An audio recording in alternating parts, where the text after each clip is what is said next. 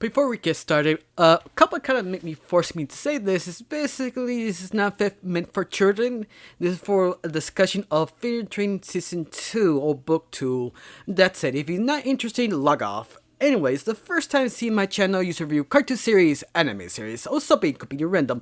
My name is Retro, and let's get started off Book 2, Infinity Train. And you have to say, it was quite incredible because they did something so interesting that other shows sort of failed. For example, Book 1 is basically the mystery aspect, and that's basically the centerpiece of that season.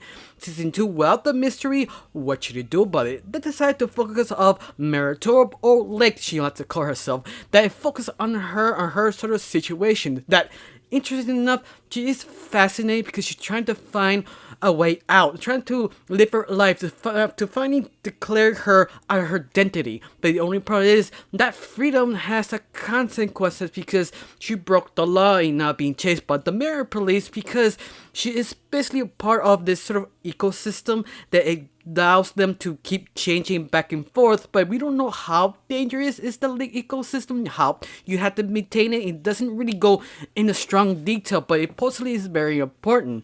But Meritorb doesn't want to do this. I mean, Lake does not want to do it. She's very clear on that, but at the same time, she's still stuck on the past. She's stuck as original Tulip, so anything experienced is not her. So it's kind of hard to find her, especially you have to face her responsibility to face the mirror police. That's what Jessie comes in so well, because it's basically a perfect image of a Tulip, because it's almost the same problem but a different approach. Because Jessie is more about becoming your identity, becoming that person, defining who you really are. But Jessie doesn't want to. He just want to follow the rules. So as opposite of Lake, that he will pass that. So it's sort of interesting to see reflecting of both characters, so they complement it super well.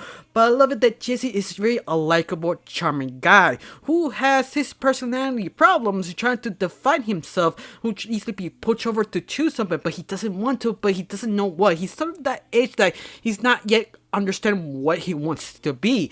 That is sort of interesting, but unfortunately the series is not long enough to sort of develop Jessie. I mean, you know his kind of defining features, who he is, but you never go in a greedy in meeting kind of situation to understand who he is, why he sort of became that. So that's the only nitpick I have of Jessie, but at the same time it's sort of, well, sacrifice, because you have a good relation with Lake and Jessie. So but interesting enough, the show kind of wanted to ship them to make them a couple. I clearly never did. This over wanted to do it. You could see how they sort of set up the relationship, but they don't, because you see this all dozens of times. But at the same time, I could see the temptation, because how Jessie and Lake are sort of different beings. So how the relationship should work. Should they actually know how to hold hands? How Tulip will survive in the real world, because once more, she really doesn't need food, but at the end she stuck out like a Thor thumb because she's basically metal.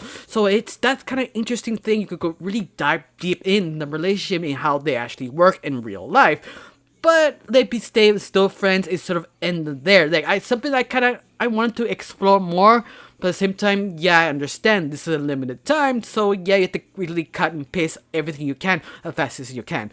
Besides this, I love the whole idea of the season, especially this minor character, Dracula, that he is basically not an important character, but at the same time, he was sort of a mic and a tool to help the characters to move on the next card or sort of situations.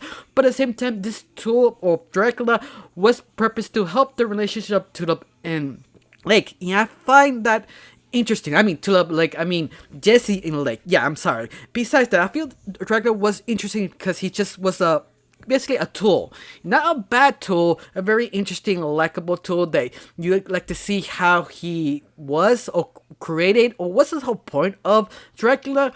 But at the same time, you understand they created a Dracula to help the Panther, so I was okay with that.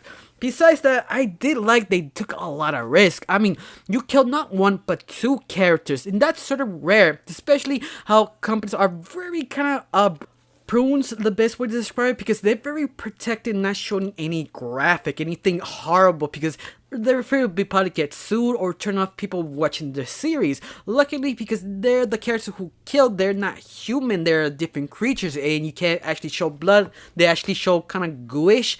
That get away with a lot of things. It gives some of the more meaning and dangers of the world. Yeah, I'm glad Cartoon Network allowed them to do sort of graphic things, because honestly, it make the show more interesting. It make the show more creative, because sometimes the best part killing a character is how creative can you kill him and show the dangers of the world. Yeah, I just applaud that. I allowed them to do more sort of grapper things. Yeah, I just enjoy it. It's something that I just like to gush about. Besides that, I like the idea of the origins, also how they sort of create people to fit in the world or their car, how they pick them up, how they take the memories. You feel they got a lot of inspiration on the sci-fi movies like The Matrix or Darkseid and other scientific films. I just enjoy they pick a lot of things and just put it in there. It's very clear where they got the inspiration. Now, if I want to say something bad about this series, anything, not really, because I felt they handled everything very well. The only thing I need to nitpick is the fact the show needed more time. And there are some moments in the series that you could see, yeah, if it had a little bit more, like maybe 20-minute episodes to explain more, or give more deep in the world, that really helps much the show. But unfortunately, they can't. But luckily, they not use it as a weakness, they use it as a strength. So that's the only thing I can say, in other words. Besides that, I recommend season 2 or book 2 because it's just so incredible. The music, the character development, the things they did with this show, it's just wow factor. Then I hope they do have a book 3. Yeah, wonder where we go after this. I got nothing else to say, just thank you for watching. Don't forget to subscribe and have a wonderful day. Bye.